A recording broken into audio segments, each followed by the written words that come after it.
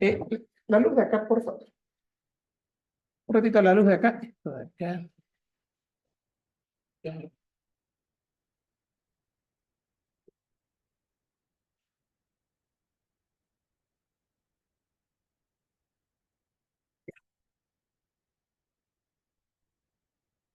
El otro documento.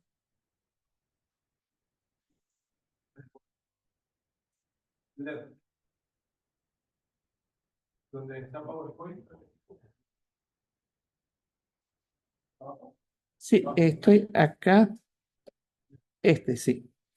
Entonces, vamos a continuar con la clase que estábamos viendo y terminamos, el resumen sería este. Tendríamos nosotros entonces, para que haya un síndrome coronario, sí o sí, yo necesito, este vendría a ser mi,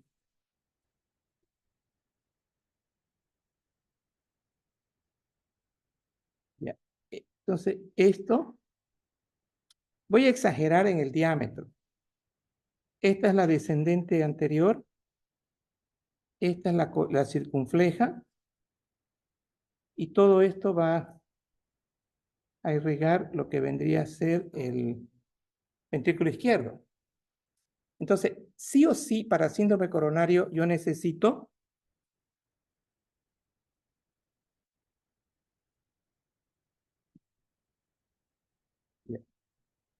¿qué necesito?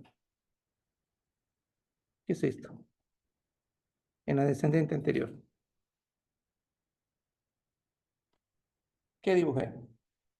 Ya, y si quieren así un poquito, o sea, si quieren más detalle, sí.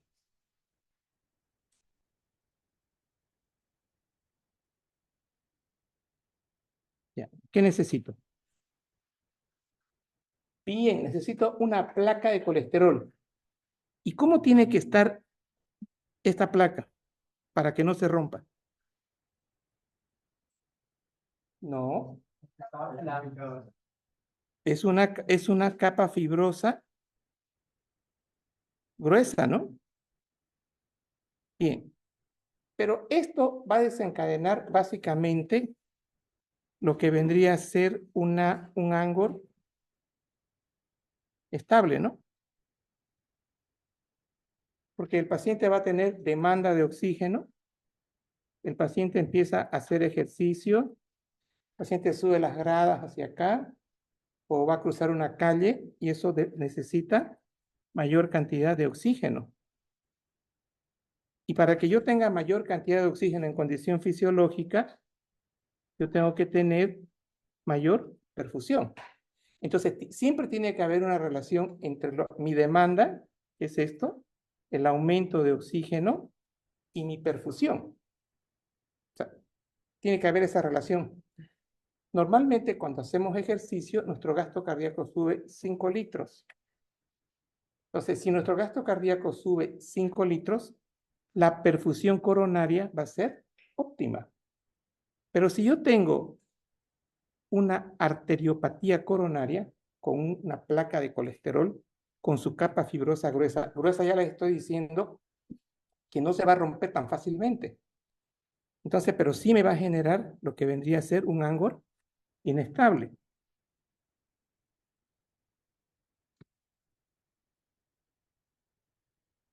No funciona esto, ¿no? Venga, Mateo, un ratito.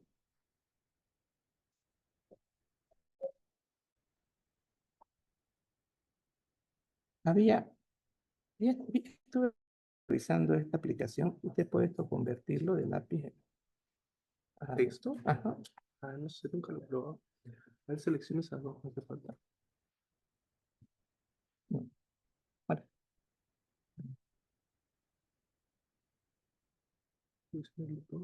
Ah, ya faltó algún filtro. Se apretaba aquí. No, no, nada. No, nunca lo he probado. Pero lo que vi es que yo te puedo cambiar ahora el color. Ah, desde aquí lo cambié. ¿No tiene apretado? ¿No me guía esta selección más? Y ahí le da el contorno. Y ahí le cambio el color. Bien, entonces les decía capa fibrosa. Entonces no se olviden la relación entre la demanda de oxígeno y el flujo. Entonces, cuando yo tenga esto, voy a tener un área de isquemia, o sea, menor perfusión de oxígeno. Voy a tener clínicamente dolor precordial, el típico, ¿no? Dolor en el cuello, irradiado hacia el brazo o puede ser hacia la espalda. El dolor que es opresivo, como que le arrancaran también, le abrieran el pecho. Ese tamaño que ya lo pasaron en Zoom ilimitado. Ya lo tuvieron. Es que este que tenemos acá Ya, se va a cortar en 40 minutos. ya, que se corte. ¿Se Y ahí corta? cambiamos. Ahí. Ya. ¿Y ella por qué no me dice? ¿Cómo le pasa el mensaje a Fabi? Bueno, ya. Ahora, capa fibrosa es clave. Otro aspecto clave. ¿Qué arteria es esta? Anterior. Ya, y esta va a irrigar toda la parte inferior del ventrículo izquierdo. Ahora, damos otro ejemplo. Tengo acá mi placa de colesterol, pero miren lo que voy a hacer ahora. Esta placa de colesterol, miren la capa fibrosa. Miren, ¿saben? ¿Cómo está? Delgada, ¿no? Entonces, cuando las capas fibrosas son delgadas, el riesgo de ruptura es inminente. Y ahora fíjense lo que les voy a hacer acá. Este es el colágeno. Y ahí viene lo que me dijo su compañera. En este momento, en este preciso momento, el colágeno me va a activar el factor 12. Entonces, aquí yo tengo factor 12, que es factor 12, 11, 9, 10, protrombina, trombina, fibrinógeno. Entonces, yo tengo aquí protrombina, tengo trombina y el fibrinógeno, que es una molécula inmensa, ahora se parte como hilos de la araña. Entonces, esta misma telaraña la vamos a poner acá. Entonces, ahora tenemos nosotros lo siguiente. Y aquí van a quedar, esto es el coágulo, porque aquí va a quedar los glóbulos rojos, van a quedar plaquetas también acá, y ahora yo tengo obstrucción mayor al 90%, y todo lo que es la pared lateral del ventrículo izquierdo va a tener necrosis acá, isquemia acá. Entonces, este es el paciente que acaba de infartarse. Fíjense que aquí yo no dije se rompe la demanda entre oxígeno, entre la demanda de oxígeno y el flujo, sino que hay una obstrucción del 90%. Entonces, que genera muerte del tejido y genera isquemia. Y esto es lo que más adelantito ya vamos a ver con detalle. Tiene la formación de la onda Q. Tengo el supradesnivel. Entonces, la onda Q es lo que me está mostrando la zona de necrosis y el supradesnivel me está mostrando la zona de isquemia, o sea, de hipoperfusión. Entonces, esto de acá vendría a ser la hipoperfusión. Entonces, fíjense ahora la diferencia entre una angina estable y una angina, perdón, y un infarto agudo de miocardio. Para que haya infarto agudo de miocardio, tiene que haber básicamente ruptura de placa. Y esto activa el factor 12 y así sucesivamente hasta activar plaquetas y activar hilos de fibrina. Bien, entonces eso va como recapitulando. Luego, esto era lo mismo. Aquí estaba ya la formación esta es la formación de la placa de colesterol. Esto de acá es lo que les decía, que eran esta era la capa fibrosa. Esto. Entonces, esa capa fibrosa es la que es delgada. Y aquí, bueno, hice otro esquemita para explicar el concepto de coágulo, creo que ahora está más claro. Ahora, Si ustedes ven aquí en esta diapo, esta es una de las preguntas que siempre sale en el examen. Y también les hice ahora en ACV isquémico. ACV isquémico, eh, eh, síndrome coronario, arteriopatía periférica, es lo mismo. Al final es placa de colesterol. Entonces, ¿cuáles van a ser los elementos necesarios, los factores predisponentes para tener placa de colesterol? Hoy día, en el taxi que venía, me dijo este señor, fumo una cajetilla diaria. Tabaquismo. Este señor va a terminar seguramente con placa de colesterol. Toma energizante. Aquí no está energizante.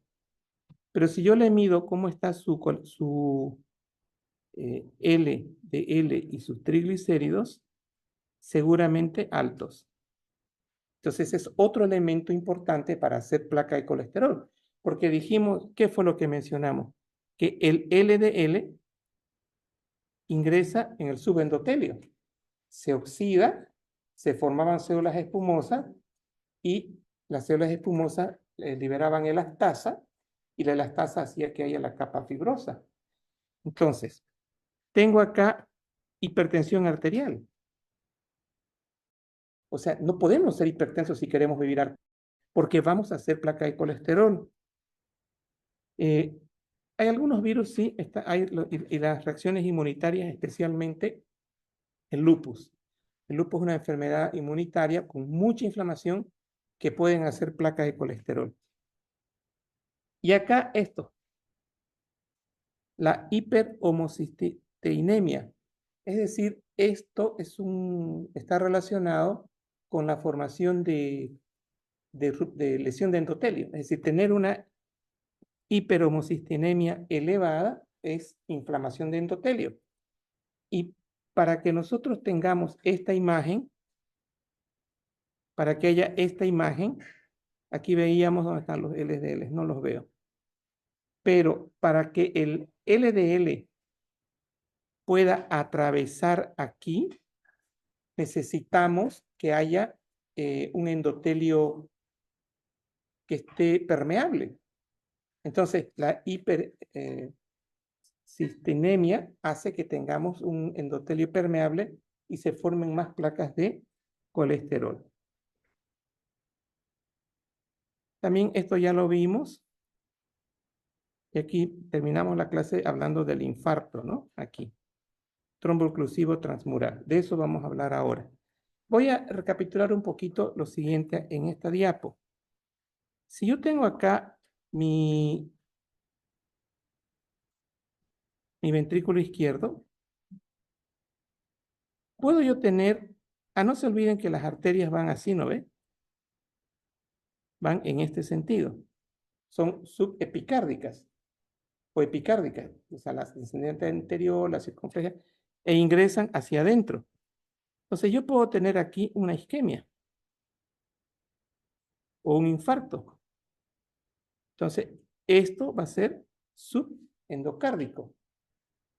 Pero yo puedo tener también un infarto que tome el subendocardio y que también tome lo que vendría a ser el epicardio. Entonces, cuando esto afecta toda la pared del vaso, esto se llama transmural. Y es acá, miren esto, y fíjense, IAM transmural. Y fíjense que para que sea transmural, ¿qué necesito? Que sea un trombo, que haya un trombo oclusivo. O sea, dicho de otra manera, ruptura de placa, trombo oclusivo, más del 90%. Entonces, esta descendente anterior, aquí, bueno, esto es lateral para familiarizarnos. Esta circunfleja, va a estar la obstrucción de la circunfleja del 90%, va a llevar, no, sí, del 90% me puede llevar a un subendocárdico o me puede llevar también a lo que vendría a ser un transmural. Entonces, los transmurales son mucho más grandes.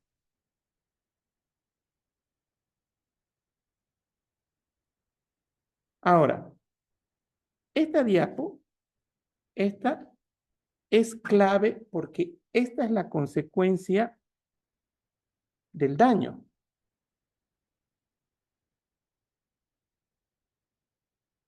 Entonces, esta es clave. ¿En qué sentido? Ya dijimos que la arteria descendente anterior o la circunfleja tenían la placa, acá tienen su plaquita. Esto lleva a disminución de la perfusión. Esa disminución de la perfusión me va a alterar la función diastólica. Y esto es lo más grave. Me va a alterar la función sistólica. Entonces, cuando ustedes escuchan la palabra alterar la función sistólica, acá viene, tendría que venir como recordatorio lo siguiente. Aorta que sale del ventrículo, así. ¿Cuánto es el volumen sistólico? Bien, 70 ml de volumen sistólico por frecuencia cardíaca me da gasto cardíaco. Cuando nosotros revisamos el tema IC, yo me puse una columna horizontal, mejor dicho, una línea horizontal, que hablaba de las causas de la IC.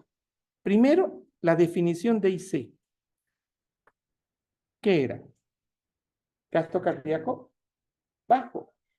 Y teníamos tres estadios, ¿recuerdan? De la evolución. El estadio A, el estadio B, C y el estadio D. Y dijimos que en el estadio A y B de la evolución, aquí el mecanismo de Frank Starling, aquí, está funcionando perfectamente. Mayor retorno, y además están funcionando el sistema renina-angiotensina, aldosterona, ADH. O sea, como hay una disminución de la perfusión renal, hay activación de renina-angiotensina, ADH, y aumenta el retorno venoso, el ventrículo se distiende más y ahí tenemos un buen gasto cardíaco, ¿no ven? Entonces, acá la persona no tiene síntomas, no tiene disnea, no tiene incurgitación yugular, no tiene edema de miembros inferiores. Pero ya cuando está en el estadio C,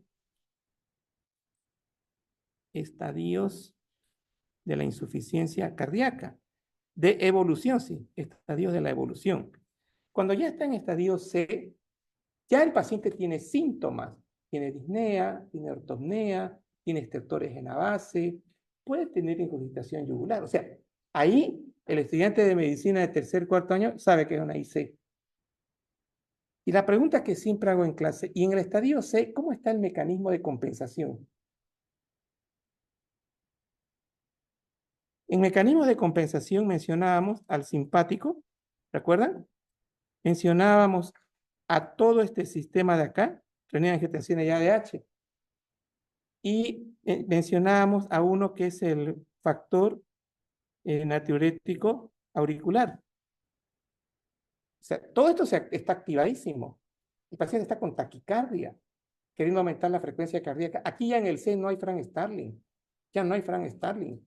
Pero sí está funcionando la activación del sistema renina-angiotensina y también está funcionando ADH. Está funcionando. Entonces, pero no compensan, no hay compensación. Entonces, en este estadio C es donde ya actuamos nosotros, le damos furosemida, le hacemos inhibidores de IAECA, podríamos darle en la actualidad dapaglifosina, y el paciente se va a compensar. Y dentro de las causas de las IC, así empezamos la clase, la segunda parte primero era la definición, que era gasto cardíaco bajo, entonces IC es igual a gasto cardíaco bajo. En las causas mencioné cuatro había, pero hoy vamos a hablar de una. Entonces, en estas causas, acá una de las causas, vamos a poner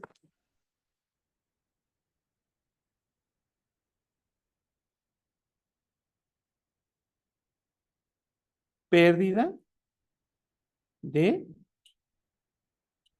miocitos.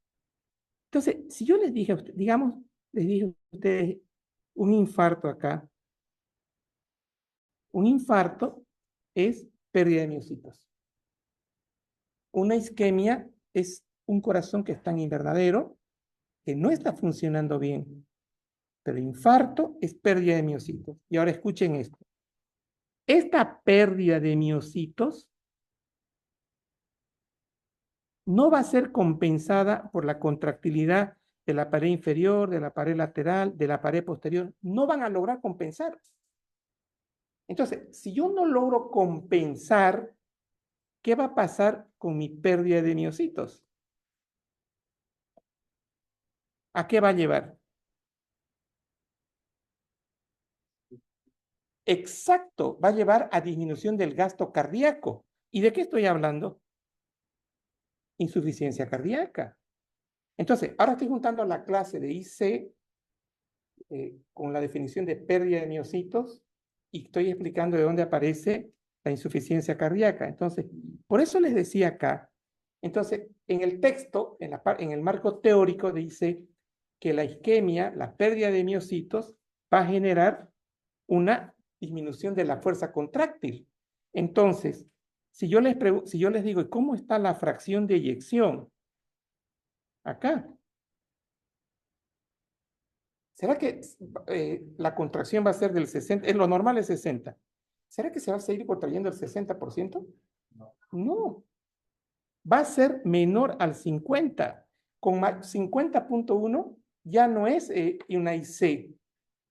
Va a ser 40%, va a ser 30 o va a ser 26, como el paciente que vi el sábado, este sábado que pasó. Entonces, ¿qué me está reflejando una fracción de eyección menor al 50%? Gasto cardíaco bajo, me está reflejando disfunción. ¿Disfunción es con S o con C? Con C ya. Disfunción sistólica con fracción de eyección menor al 50%. Bien, entonces vean acá, en el marco teórico tenemos baja perfusión, ya sea por placa de colesterol o por IAM, me lleva a una alteración sistólica. Ahora, esto que ven acá, tienen que aprenderlo, esto no es del súper especialista. Resulta que aquí era el infarto, ¿no ve? Ahí es el infarto. Entonces, ¿cómo va a ser la contracción en ese sector del infarto? Aquí la contracción va a ser mala. Y esa mala se va a traducir como hipocinesia. Entonces, la contracción es mala, entre paréntesis, el término correcto es hipocinesia. Traducido, normalmente la contracción tiene que ser así, pero ahora la contracción va a ser así, miren mi mano. Va a estar totalmente, no va a ser homogénea. Y una pregunta que me hizo un interno o el residente este sábado, ¿y qué yo veo en la ecocardio? Porque nosotros tenemos un paciente con infarto y pedimos ecocardio. La respuesta fue hipocinesia. Entonces, decir alteración sistólica me lleva a una hipocinesia. O sea, van de la mano. Decir hipocinesia ya es disfunción sistólica. Y decir disfunción sistólica ya es fracción de eyección baja. Ya es IC. Ahora, la baja perfusión, dice aquí, me va a generar alteraciones en el electrocardiograma y dentro de esas alteraciones tenemos la onda T, ¿sí? Entonces, en este sector de acá, vamos a poner así.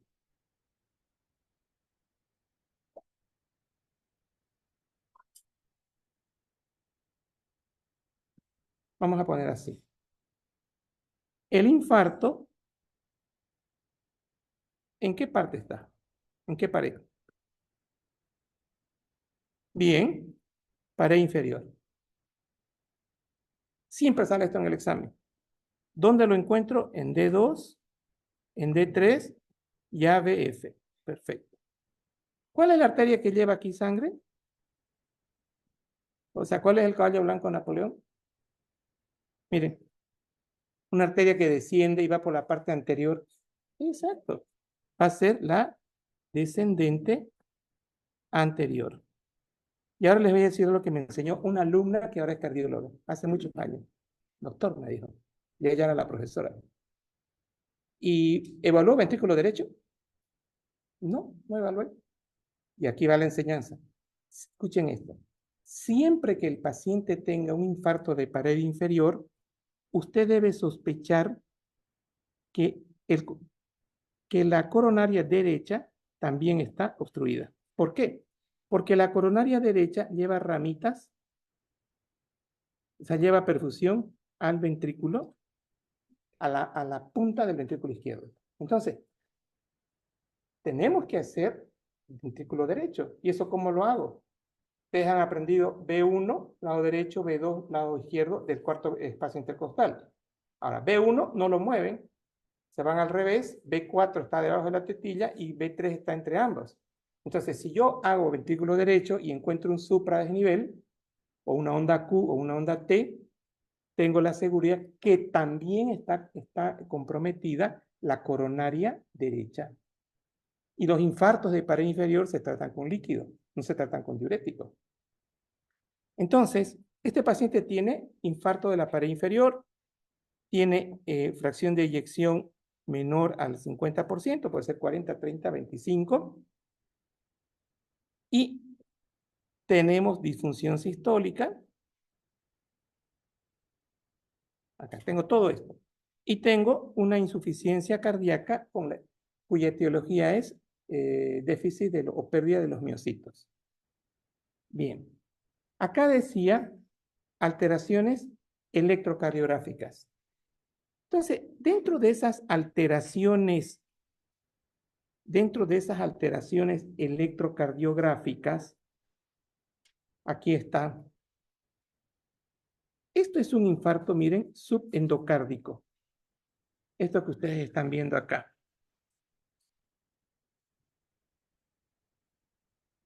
Eso es un infarto subendocárdico. Aquí está la luz del vaso y este es el subendocardio. Entonces, cuando yo tengo un infarto subendocárdico, miren lo que yo voy a tener, un ST infradesnivelado. Esto que ustedes ven acá, ¿está toda la pared o no está toda la pared? Enterita. Aquí está el área de necrosis y al lado está el área de isquemia. ¿Y qué es qué es lo característico de en estos infartos? Es el famoso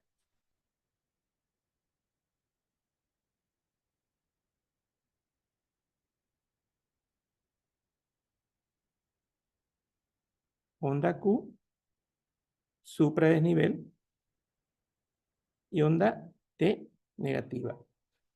Esta onda Q se manifiesta por la que me señala necrosis, junto con la onda de lesión, que es el supradesnivel, y la T es isquemia. Entonces, esto es supradesnivel, ese T supradesnivelado es lesión. Y onda Q y supra es necrosis. Listo. Entonces, ¿qué es lo que yo espero encontrar en ese dibujo que les hice hace rato? En la pared inferior. Puedo tener un supra, puedo tener un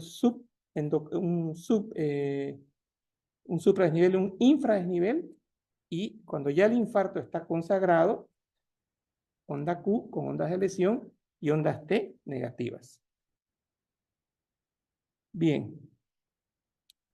Luego tenemos acá, aquí está bonito. Realmente está hermoso esto.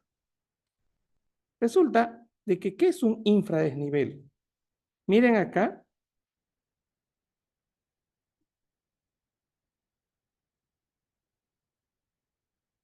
Miren acá.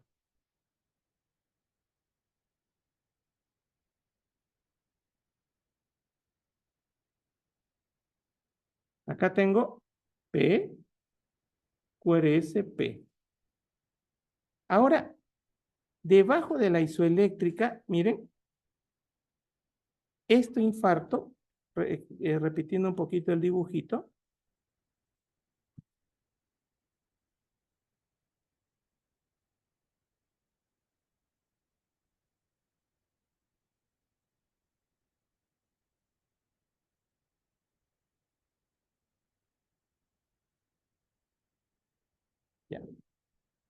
Acá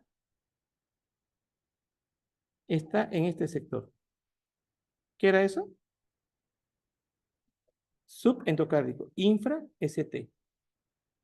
Subendocárdico. Veamos el otro dibujo. Miren.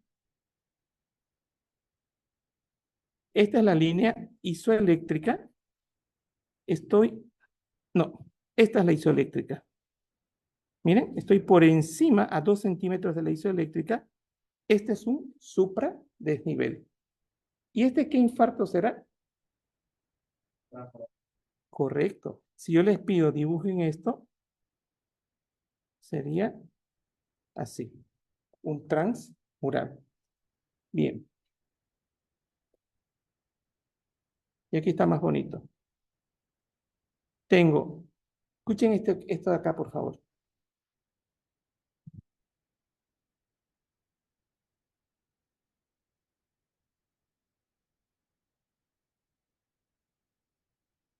Escuchen esto.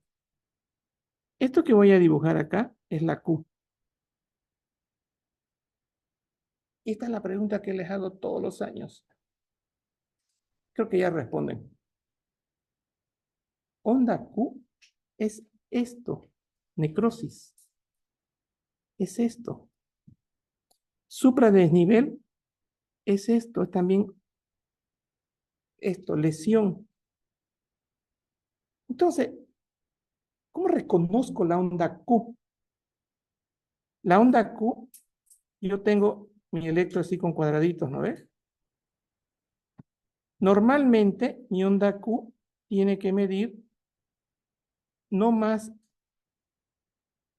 no puede medir 1 milímetro, digamos, de ancho. No.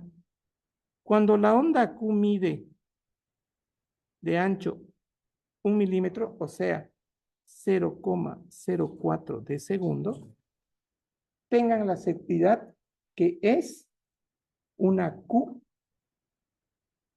de infarto, patológica. Otro criterio. Digamos que esta es mi onda R, hasta acá. Esta mi onda R mide 1 milímetro, 2 milímetros, 3 milímetros, 4, 5, 6. Ya, 6 milímetros. ¿Cuánto es 6 entre 3? 2, ¿no ves? Ahora, esta Q no puede, tiene que ser no más de 1/3 de la R. La divido a mi R entre 3 y ahí saco mi tercio, ¿no? No puede ser más de 2. Hasta 2, no puede ser.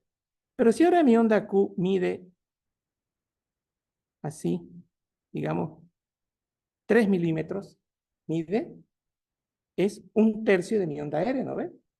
Entonces, ya es una Q patológica. Cuando mide 1/3 de la R o cuando el ancho es de 1 milímetro, que equivale mayor o igual a 1 milímetro o 0,04 de segundo, esto ya es una Q patológica. Entonces, ahora ya estoy hablando de una manifestación. Estamos ya acá diciendo esto, alteraciones electrocardiográficas. Entonces, si yo les pregunto en este momento, ¿cuáles son las alteraciones electrocardiográficas? ¿Cuáles son? Onda Q patológica, supradesnivel y isquemia, onda T invertida negativa. ¿Estamos? Onda T negativa. Entonces, a eso me estoy refiriendo con alteraciones del electrocardiograma. Y en todos los exámenes sale esto. Minerva, ¿dónde está? Sigamos con el práctico. Yo soy feliz con que haga un alumno práctico. Nada más. ¿Cuál soy feliz? Anota.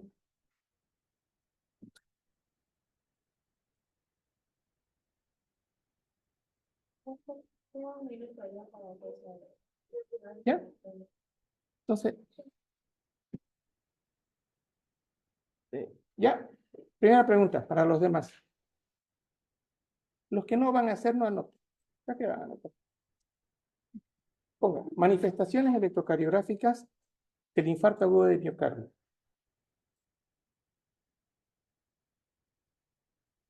Ahí tienen que poner Q supra y onda T negativa.